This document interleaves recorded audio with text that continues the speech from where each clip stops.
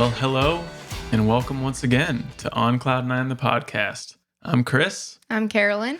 And you're watching or listening to episode 5.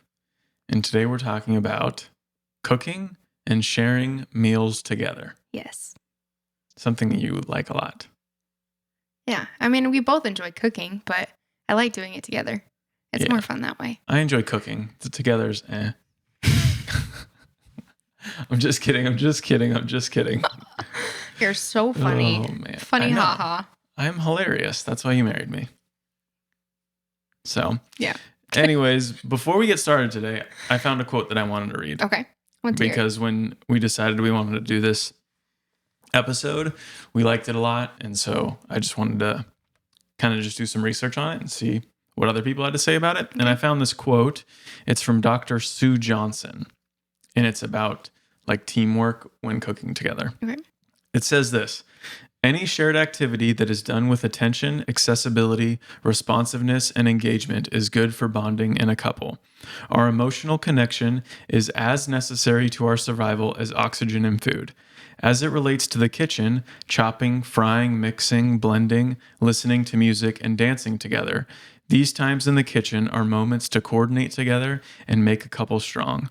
When a couple feels a trusted and well-coordinated emotional connection, they can do everything well together. I like that. Yeah, I thought that was really cool. Yeah. So I just wanted to share that with everybody before we got started. That's a good find. Because I think it kind of sums up everything that we like about it. Pretty much, So if you want the Cliff Notes version, you can just stop listening now and be done with it. And just cook together, yeah. Yep. That's really good. That's a good find. Yeah. I like Thank that. you.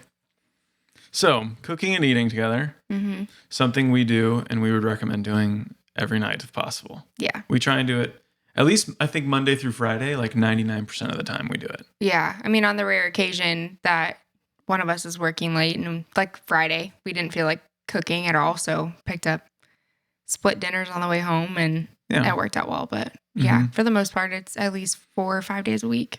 Yeah, so, definitely. Yeah. Probably more than that too. A lot of times we end up cooking on the weekends if we're not hanging out with friends or family. So yeah.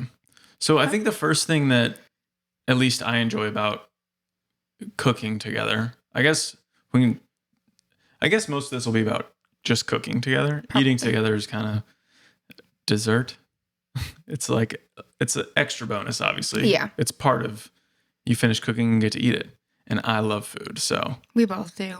Let's go. We both love to cook, but we both love to eat. Yeah. So, yeah. So, but the first thing I really like about it is like a scheduled, designated time that we spend together. Yeah. No matter how busy our day has been, or if we've been apart all day, or if your day's been hard and stressful at work, it just gives us quality time to spend together, like working towards a goal, like a common goal. Yeah. And I think that's why I enjoy it so much is because it is quality time. With that being my love language, it kind of fills my cup up. Right. So I feel like it's a good time too to recap how the day's gone. You want to decompress. Maybe there are some times where we'll cook dinner together and we won't talk that much. We'll talk more once we like physically sit down and eat. But I think it's nice to have that time to decompress and just kind of unwind from the entire day and kind of leave work behind you or whatever else happened and focus on something new. And I think it helps when you do that with somebody so you're not just alone in your thoughts. You have somebody else there to distract you if you need it or talk or whatever the case may be. But yeah, I agree. It definitely gets, one, you get to spend the time together. And then two, it just gets your mind off of, like you said, anything. If you're having a stressful time at work or just a hard day, or if you're going through something that's tough, it's a task that gets your mind off of things. So it's just a good way to kind of disconnect and connect at the same time. Yeah. I think part of it for us now, it is hard. There are some times where we want to have conversations and we need to talk about things that have happened throughout the day. And we aren't necessarily able to go in depth with it, but I feel like that's the dessert on the other end, like you said, of eating together and being able to talk over a meal instead of in the kitchen as well. I think that's huge. Yeah. Yeah, I think, that's like part of our living situation. So for anyone who doesn't know, we live with my grandparents. We bought a house together a few years ago, and we all live together, which has been great. I love them. I have nothing bad to say about them. No. So if they're listening, I hope this doesn't rub them the wrong way. I don't think it will. But there's just times, you want to have like a private conversation. Yeah. And if you're like cooking a meal together, that's a great time to do it. But for us, with my grandparents here, sometimes we have to have those private conversations like in the other room. So we wait till we're done eating. And it's not like we're trying to hide things from them, No. but you know how it is. You have just private conversations you need to have with your spouse that you don't want everybody knowing.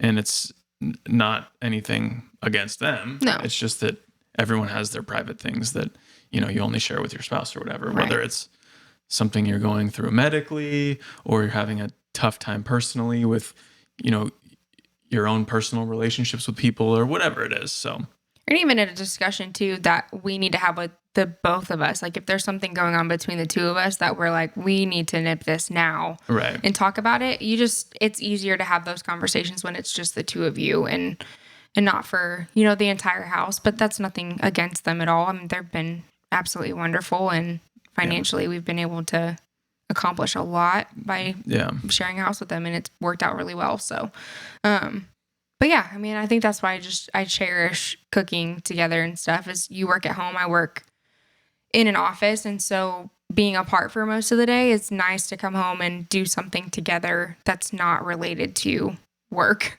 Yeah. Which is really nice. So Yeah. And it is nice to like just get out because I'm usually in this space that we're in now. This is my office. Actually, if you didn't notice, we made some changes here. we painted. We painted and we got some new decorations. We got some new chairs. We got some new plants. Yes. We have a palm tree, This and we is- really like it. This is, if you're listening, I'm sorry. You should just click over to YouTube and you can see later if you're driving or whatever. But right behind me, there's a palm tree. We named him Max. Max the Majestic Palm. So I saw him at Lowe's. I had to have him. Yeah, you saw him. You're like, I have to have this palm tree. It's so cool. We looked through quite a bit of those, but I'm glad we picked that one. It's a good plant. I'm glad we bought it before like looking at YouTube and online because most of the people online said don't get that plant because it's hard to keep alive. So And neither one of us are a green thumb. So no, not at all. I've killed so many plants. Yeah. So if you're watching, you can go on this journey with us and see if we keep the see plants if alive. it grows or turns brown. Yeah, Yeah. we'll So, see. anyways, I feel like we always go off topic. Which is okay. It's us. Yeah. So This is kind of like what cooking a meal with us is like. We're just kind of all over the place. And sometimes one of us will be cooking because a lot of times it's hard to cook like the main course together. So like one of us will do the main part and one of us will do sides or whatnot. But one of us will be cooking and the other one will just be like hanging out, chatting Yeah. away while the other person works. So it's always fun. Yeah. Because you can just chat your heart out. basically, yeah, talk about the most random things sometimes too, which is nice. It's pretty much just whatever's going on in our brain. Lately, I feel like it's been a lot of talk about the podcast and things like that just because it's new and we're excited about it and stuff. But yeah, conversation varies depending on the day. Really, a lot of times it's talking about our nephew because he's so cute. We're showing pictures all the time and things like that. But yeah, it really just depends. Yeah, it's been definitely a lot about the podcast, a lot about like dream homes lately, talking about just our dream or just our dreams a lot. Yeah. I feel like we're doing a lot of dreaming lately, which is probably common for newlyweds to just dream out loud and pray about it. I mean, that's if you have a dream, you gotta speak it. You can't just keep it in your head. Well, and God already knows it's on your mind and on your heart anyway. And I think a lot of times he just wants you to admit it out loud. So then he's like, okay, it's real. Yeah, that's Yeah. fair. Yeah. That's true. I think it's good. So another thing off topic while we're talking about cooking together and eating meals together, mostly cooking together. What so far has been your favorite type of meal that we've cooked together or favorite type of conversation that we've had while cooking together? Oh, If you could think of one. conversation. That's going to be a hard one. Yeah. Because we talk, like I said, about so much, and we do it literally every night. Yeah, a conversation. I don't know. Yeah. So favorite meal, like my favorite thing to cook or to eat. Two very different Okay, well, things. so both. Let me hear both. Okay. My favorite thing to cook is probably anything on the grill, Yeah. which it's been so hot lately that I haven't had the chance to do. We have not started the grill since probably April. No, I mean, it's 112 degrees it's outside. so hot, and when it's dinner time, it's the hottest. And our backyard faces west, so it's right where the sun sets, and it's just Miserable. it's just not worth it. No. Yeah. It's So, awful. I mean, maybe I just need to pull the grill into the front yard and grill out there. Hang Just out. I can hang out in the garage. just- That'd be fine. We could be driveway people. Yeah. I'm okay with that. I could be down for that too. Yeah. I'm ready for the grill to come back out though. And throw some chicken thighs on there and Yeah. steak. And Yeah, definitely Yeah. can't wait to get the grill going. we love grilling Chris around here. Trust me when I say this. Yeah, Yeah. she grills me all day long. No. I love when Chris grills. I guess I should have rephrased that, but he grills phenomenal chicken thighs and steak, and yeah, we've never had a bad meal off of the grill. So I'm very much looking forward to fall being here and being able to enjoy that a little bit more. We should become driveway people though. That could be down. We have Yeah. a lot of neighbors. I feel like we'd meet some cool people. Yeah, we're moving like 6 months, so Yeah, I probably know. not the best Make time some to friends and meet say people. bye. See Yeah. ya. Bye, Felicia. Oh man. But it's worth a shot Yeah, I at would least. say so. Grilling, probably my favorite thing to do. Anything, probably chicken. I Yeah. like just grilling chicken, and I really like wings, but you don't like wings, so we No. don't do wings. Because I know that's a hot take. I know people are gonna say like, what is wrong with you? But I don't want to work that hard for my food, Yeah. truthfully. And I don't think wings have enough protein on them anyway. I'd much rather cut into a chicken thigh and just eat the entire chicken thigh than eat 7 or 8 wings to accommodate. Yeah, I know, love it's a a hot chicken take. wing. I don't like them. That's fine. I don't mind chicken tenders. There's no bone in there, but I don't want to have to work around the bone. I don't want to work that hard for my food. I mean, I respect it, but it's just wrong.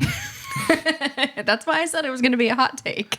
Yeah, that's definitely that's gonna get some people stirred. Yeah, That'll probably be an Instagram short. I know. I didn't even like This week. buffalo sauce until a week or a year ago. I was gonna say buffalo sauce till a week ago. A year ago. We eat buffalo sauce a lot. I know. But the first time we had those buffalo chicken sandwiches, before that, I was like, I don't like buffalo sauce, but we'll give it a shot. And I like it now. Yeah. And then I guess my favorite thing to eat, and I don't do well with dairy, but probably pizza. Oh, yeah. Pizza is so good. And like I was just saying the other day, I was eating too much cheese. When I eat cheese, I'll go off on tangents and just eat a bunch of cheese, and then it wrecks my stomach. And I'm like, oh, I gotta start eating good again. Yeah. But pizza is just so good. And that fake non-dairy cheese sucks. Yeah. Anyone who says that they found a good one is lying. They haven't had cheese in like so long that they forgot how good cheese was. So they're Yeah. like, this isn't so bad. There's been a couple like the frozen dairy-free, like gluten-free pizzas or whatever. There's some that I'm like, I could tolerate this. It's okay. Because I know it's not going to make me like feel so sick afterwards. But most of the time, like dairy-free cheese is like just honestly, it reminds me of sawdust. Truthfully, like that super fine sawdust. And it's just like little tiny strips of sawdust, like just packed together pretty much. That's what it reminds me of. Yeah.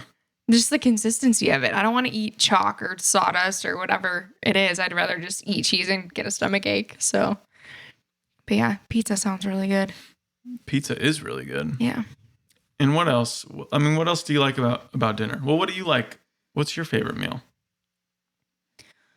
I feel like you're all over the place. I'm all over the place, truthfully. My favorite meal changes week by week. I'd say carbs. Anything with Carbs. I love bread, but obviously it has to be gluten-free for me to eat it, or sourdough. Your fresh baked sourdough is my favorite. But yeah, I'd say depending on the week, I'd say it's pizza. Lately it's been spaghetti and meatballs or like meat sauce. That's been like my favorite thing to eat, but I'm really that all Rouse over the sauce is place. so good. It's very good. Shout out Rouse. Yeah. We like to just kind of saute our own vegetables and meat and stuff and then use like a regular spaghetti sauce and just mix it all up and then just kind of make it our own. But yeah, I think spaghetti has been my favorite lately, or some kind of pasta and garlic bread. But yeah, I mean, I'm also completely fine with a baked potato and some chicken thighs or some steak and call it good. So That's good. yeah, I like meat and taters. Yeah. But- Carbs, meat and tater. I mean, like we said, we're just food people. Yeah. So anything food related, I'm in. Yeah. I don't say no to food very often. No. Yeah, I think another thing that I like about cooking together is it allows us to just like it's fun. Yeah. So you can just be fun. You can be kind of creative. So if you look up a recipe or whatever and you're like, it needs more garlic, you can throw it in. You don't have to be, this is why I like cooking more than baking. Yeah. Because baking, you can't just throw an extra tablespoon of baking powder in. No. It's going to ruin it, right? I would think. I don't know. It's much more scientific than cooking. Yes, it's a science. Where cooking or grilling, you can just whatever tastes good, throw it in. You think it's going to be good, try it out. No problem. Yeah. But I do have a problem, like when I cook chicken thighs, I always do something different. And then something will be really good. And I can never recreate it because I don't know what I did. I just threw a bunch of random things together. There's been so many times lately too, especially with you use like the Dijon, like brown mustard for that chicken. And there's been so many times lately where you've made a killer marinade and we're both like, we have to write this down. What did you do? And you're like, I only remember like 3 of the things I put in here. And I'm like, oh my gosh. I feel like we just need to start writing it down as you're putting stuff in the bag to marinate, and then see if it works so we can keep it. Cause there's been times where you'll just throw the most random things together in that bag to put on the chicken. And I'm like, it looks a little strange, but we'll see how it goes. And it's phenomenal every time. It's ridiculous, but I enjoy it because I get to eat the food and it always tastes good. So yeah, the food's usually good. We don't usually cook too many bad things. No. And I like the fact, like you said, it's a really creative. Most of the time, if we're trying a really brand new recipe, like out of our cookbooks, like we love Half Baked Harvest. If you guys have never looked her up on Instagram or looked at her blog or gotten her cookbooks, just go do yourself a favor and buy them. She's phenomenal. So we really like making those meals and I like going through those cookbooks, but it's been fun when we're making one of those recipes. Like we follow the recipe to a T, but then it's always like, and it's not even specific to her, but any recipe that we follow, the second time we make it, it's never the same. Like More we garlic. always... You can never have enough garlic. Honestly, measure garlic like your soul is measuring, basically. Don't follow the instructions. It's fine. Yeah, I think most recipes you could like double it Easily. and be good. But I'm like that with any seasoning, really. Like, there's a saying from this girl on Instagram that cooks a ton of meals all the time. And she's like, just measure the seasonings like your aunts and wait till your ancestors tell you to stop, basically. And it makes me laugh every time, but it's true. Like sometimes you're like, man, I just wish I had more of this, or let's use a different kind of butter or salt next time. And it's been fun just to kind of, you take a recipe, but then we always end up making it our own. And then we end up enjoying it and liking it better. So Yeah, it is fun. It's more fun when you make it your own. yeah, And then you don't have to claim the other person's recipe. that's very true. Although I do most of the time. Yeah, you do. But I think my cookies are the only thing really baking wise that I've completely changed from the original recipe. But you are right. Baking is very scientific. I feel like if you mess up on one little thing, it's like it's probably going to taste terrible. Yeah, the closest I get to baking is like that cornbread. The cornbread. The cornbread where you just like add an egg and some milk and It's good to go. call it good, Yeah. stir it up and throw it in. That's as close to baking as I get. Yeah. It's too much work. Yeah. Too much work. It is a lot of work for some things, but I like to do all the quick recipes. Yeah. Throw in some chocolate chips or make some cookies or whatever. But Yeah.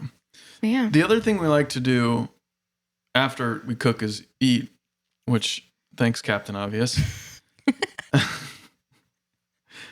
But when we eat, we like to spend it intentionally together. We put our phones up. We're not on our phones. We will watch baseball if the Cubs or the Rays are playing. Yeah. But other than that, we put our phones up. We're not on our phones while we eat. You have to be when you cook if you're following a recipe. Right. But we want to spend that time together and make sure that, like I said, if we hadn't spent any time together all day, that could be like the only 20 minutes you have to spend with your spouse or your boyfriend or girlfriend or whatever. Yeah.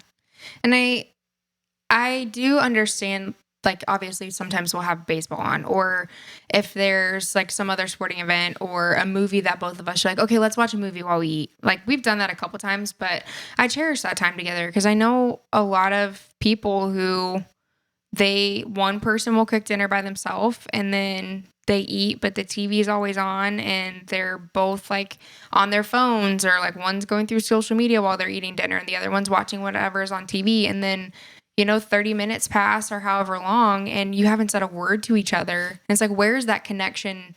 If it's not happening at the dinner table, where's that connection happening elsewhere? If you're letting everything around you get your attention or get your focus instead of the person sitting across the table or next to you.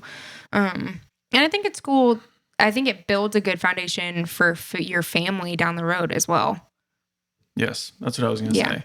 I think when we start a family and have kids, God willing, we want to have that connection at the table with your family. Because a lot of the times when you are a family and you're growing and the kids have sports or whatever, that's like the only time when you're all together. And especially when you start getting into sports and stuff, you might not even have that. So it's important for us to start that now so that when we have kids, they can be there. When I grew up, we ate family dinner together all the time. We all sat down at the table together. And I didn't realize back then how important that was to our family dynamic, because it really is a time for your family to connect and just sit down and be with each other and talk and just grow together. And without that time at the dinner table, I don't know where else you would get it. Right. Because everyone during the day is all spread out in their separate directions. So you finally come home and it's the one place where you have that time. Yeah. The middle days of the week were really tough for us growing up. I think really mostly when I got to high school and my sister was in middle school, that's when our sports picked up a lot. And so you had practice. I mean, granted, during the high school season, I had practice and I was home before dinner time, but then I had hitting lessons or I had select practice that I had to go to during the week, or my sister had volleyball practice, or she had her own private lessons and things like that. And it got pretty crazy to where we were running in 3 different directions. And a lot of times we were having Subway in the car together on our way to the next place, or we were grabbing Subway or Chick-fil-A or something on the way home.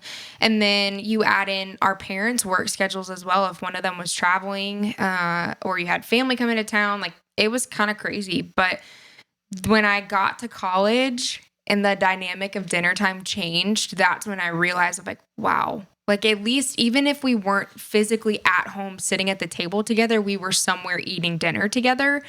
And just like you said, like it changed it. You're going to have to edit that out. It changed the oh gosh. I can't put Hello, a Instagram. sentence. This will be funny. I can't put a sentence together. It changed the dynamic for us, but it also gives you an extra space to get to know your family better.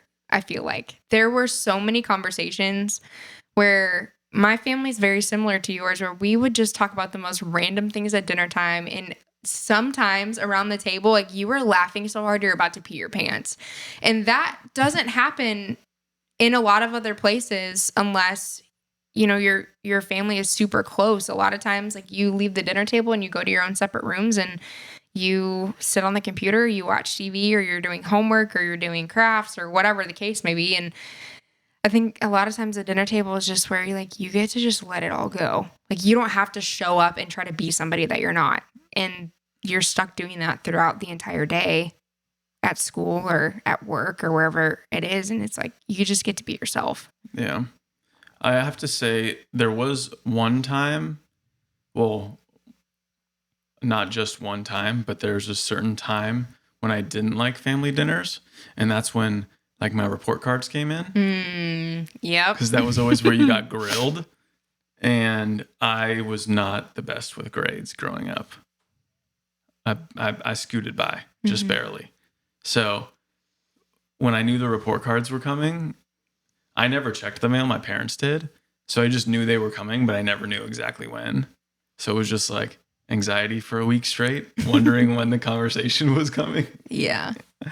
So that was always fun. Yeah. Those were some tough conversations. Those are tough, but I mean, again, it speaks to, I think, having a good family dynamic. Like my parents got on me for having bad grades, but it's because they cared. Right. And looking back, I wish I did better and I wish I'd put more of an effort in. But I mean, you can't dwell on that now. Right. So I'm grateful that they cared enough to make me scared to talk about my grades. Yeah. You know? I think as an adult, the more I think about the dinner table and the family dynamic and the dynamic of the family that we want to create for ourselves, the dinner table can either build a family or it can break a family down, truthfully. And it's the responsibility of the parents and of us one day to create that foundation and that environment. And I know for both of us, I think I could speak for both of us in this, we want the dinner table to be a building place for our family. I want it to be a place where our kids were going to just want to sit down and eat dinner with us, or their friends are going to want to come and eat with us, and, you know, have an open door policy of like, if you need a meal, come sit down, we will feed you. And you think about that. And I think about homes that didn't have that necessarily, where you sit down at the dinner table and you can cut the tension in the room with a knife because it is just so strong and you don't speak to each other, or the dinner table is a place where you sit down and you get yelled at and stuff. And so I think as an adult, it's more important now, thinking about how both of us were raised and how close our families were, of wanting to create that dynamic and environment for our own self. Because you do see that it's either going to build you up or it's going to break you down.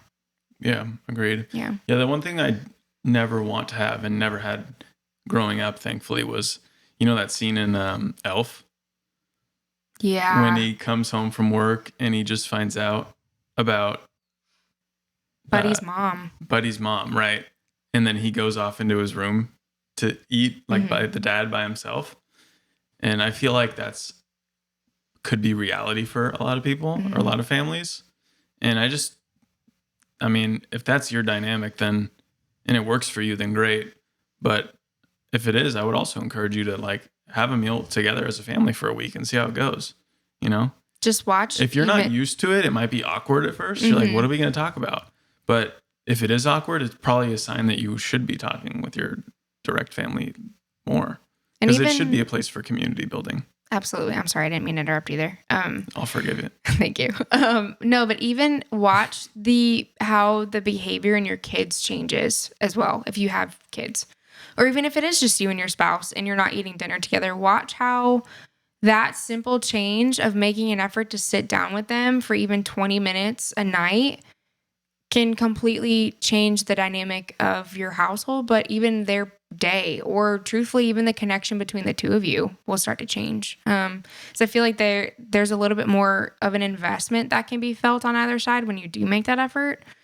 But yeah, that scene is sad. It's like, yeah, he's going through turmoil, but he's like, oh, I'm running late. I've got a bunch of work to do or something. And then I got a bunch of homework to do. I'm way behind on a bunch of stuff. And their kid tries to do the same thing. And the wife's like, no, you eat here. Like that's where you're supposed to be. So yeah, it is sad. I know granted, there are exceptions if there's a ton of, a big school project or a big work project that one of us would have to get done and we do need to eat separately. But I also feel like having done that before for myself, I'm like, no, 20 minutes, I can take a 20-minute break. Whatever I'm doing is not important enough to be placed in front of eating dinner with my husband.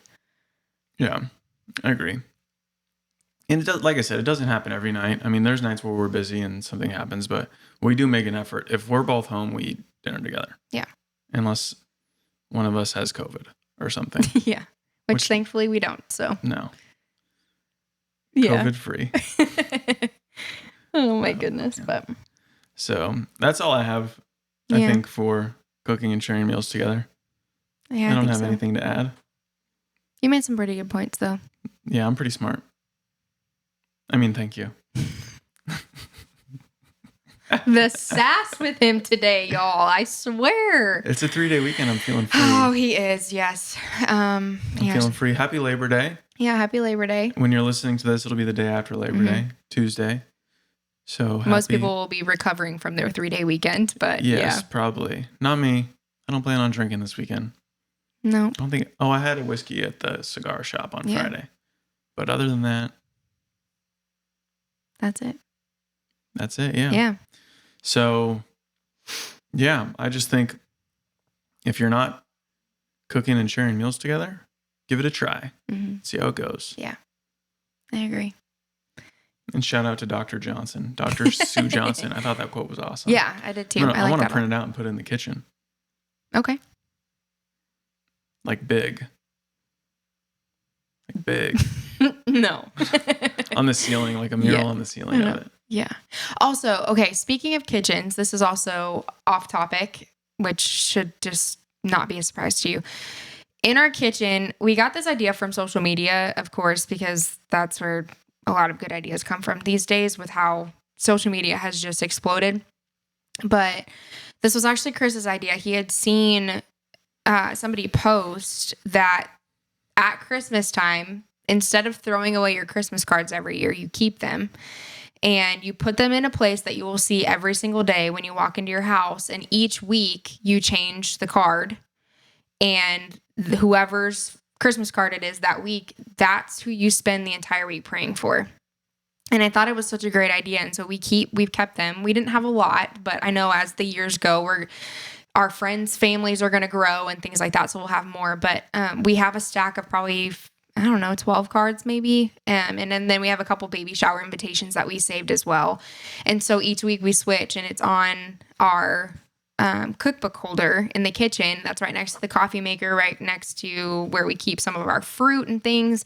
And so that's a really cool thing. And I just want to encourage you guys, if in the future you have birthday cards that come in, or baby announcements that you get, or Christmas cards now that the holidays are coming around, just keep them every year. Some people will punch a hole in them and put a ring around them, and they'll hang it up somewhere and switch it every week, which I think is great. But it's also just an encouragement to anybody who's listening that is a believer and wants that extra push of extending your prayer life a little bit and growing that, and really being intentional with praying for other people, friends, family, whoever it may be.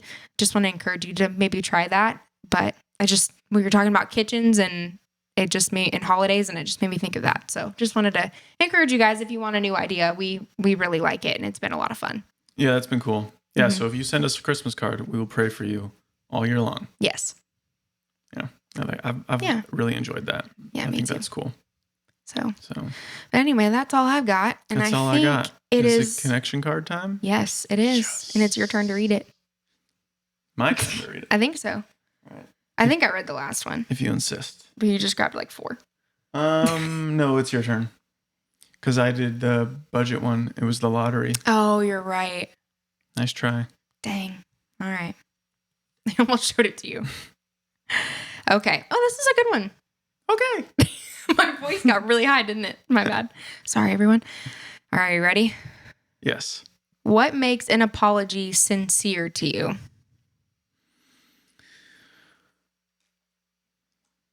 I would say, this is a hard one.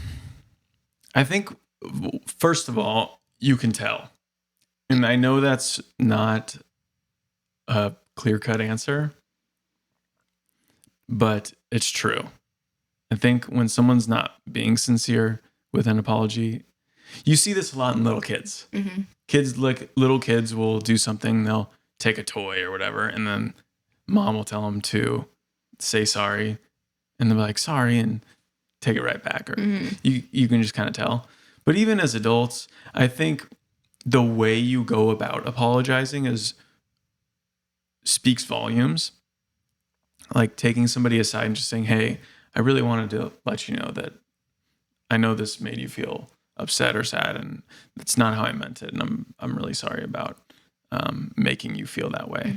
And saying, if you're apologizing for how you made somebody feel, not saying, I'm sorry that you feel bad, or I'm sorry that you got upset. Saying, I'm sorry that I made you feel upset, and owning that it was your fault that they got upset over something. Yeah. So instead of like, I mean, I can't think of an example. I don't remember last time I apologized to somebody. It was probably you, honestly. But just making it clear that when you apologize, the onus is on you, and it was your mistake and you're owning up to it. Not, hey, I'm sorry you feel bad about that. Because then you're placing the blame back onto that person and making them feel bad for their feelings, which are more than likely valid. Yes, absolutely. And telling somebody how they feel is not correct, or the way that they feel is not correct, is not a good way to go about it. I think that's not an apology. It's not an apology. Yeah. It's just demeaning. Agreed. I think eye contact for me is a big thing in an apology. Because like you said, you can tell when somebody's being sincere or not. And I think if, for me, trying to have an understanding of, okay, I did this and it wasn't the right thing to do or the best thing to do, and I hurt them, like trying to understand how they feel.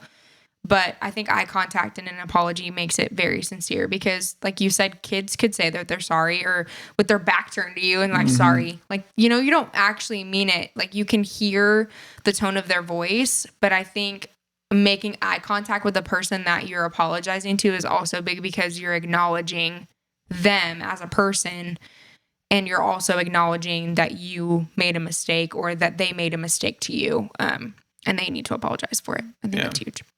Yeah, that's not easy either.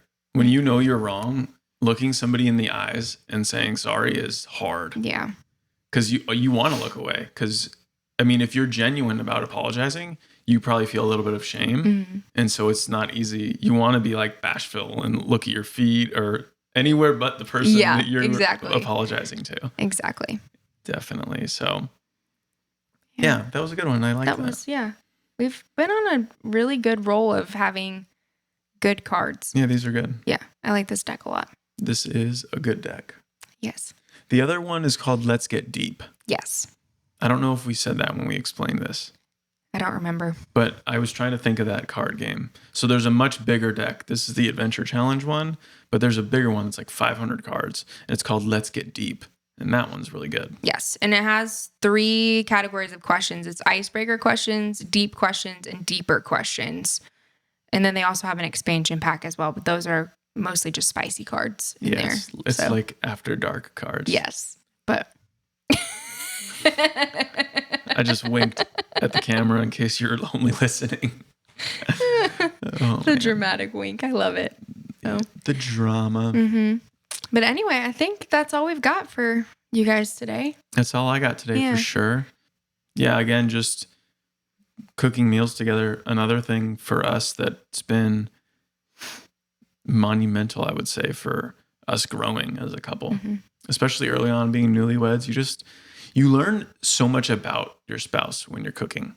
Like, you learn about how they handle struggles, because you might not have an ingredient that you forgot or something, and then it's a stressful moment. So you learn how to navigate this problem together. Yeah. And it's just been good. I've enjoyed it. I have too. Anyways, you want to check us out? Yeah. Check us offline. Sign us off. Sign us off. Check us offline. Put that up next to. It's another Chris original. Caught you off your toes. What did I say? Caught you off your toes. No, check us offline. Check us offline. Check us offline, bro. What is it, like? Meet me outside. Catch me outside. Catch me offline. How about that? Oh my goodness. Anyways, we got to get out of here. Yeah, we do. Anyway, that's all we have for this week. Thank you for tuning in. You can find us on social media at OnCloud9, which is CLOWED. Our last name spelled out. And but that's it. We will see you next Tuesday. See you next Tuesday. Bye.